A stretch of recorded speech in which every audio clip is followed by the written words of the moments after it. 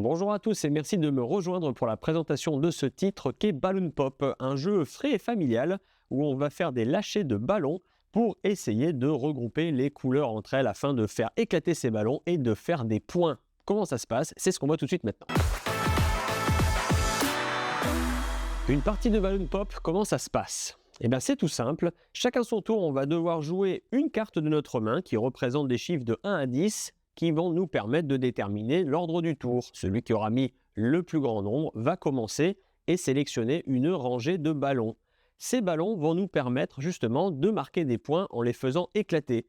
Si on arrive à regrouper 4 ballons de la même couleur, ça éclate, ou 4 ballons ou plus bien sûr. Si on regroupe des ballons avec des étoiles à l'intérieur, pareil, à partir de 2, ça éclate et ça nous permet de faire des points. En fonction du tirage et des lignes présentes, ça nous donnera envie de jouer plus ou moins rapidement, d'où une tension dans la sélection de la carte pour justement récupérer les couleurs qui nous intéressent.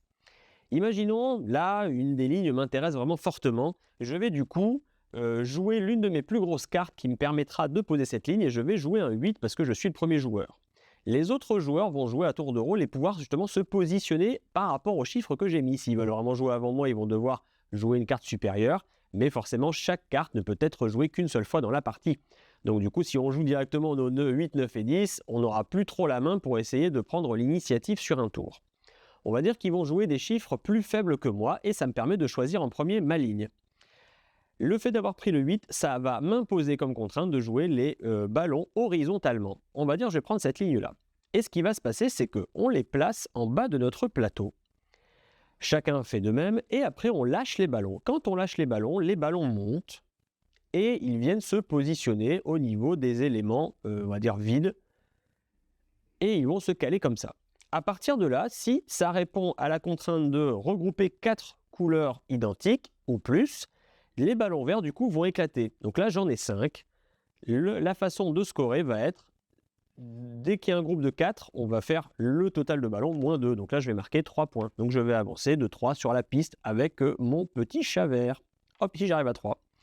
Comme les ballons ont éclaté, ils laissent la place aux autres de continuer leur ascension et ils viennent justement se regrouper avec un autre groupe de jaunes. Donc ce groupe de jaunes va éclater de manière en cascade et ça va permettre encore une fois à ces ballons-là de continuer à s'envoler. Comme j'ai un groupe de de 5 qui éclate, je remarque 3 points. Ou dans la règle avancée, si on arrive à faire des explosions en cascade, ça nous donne des points bonus. Donc là, du coup, j'arriverai dans la règle de base à 6 points.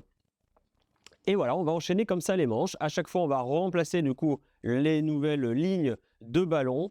Et au bout d'un certain nombre de manches, on va justement scorer en fonction des places qu'on aura libres à la fin. Voilà, chaque colonne vide va me permettre de marquer un point et chaque ligne vide va me permettre de marquer 3 points supplémentaires.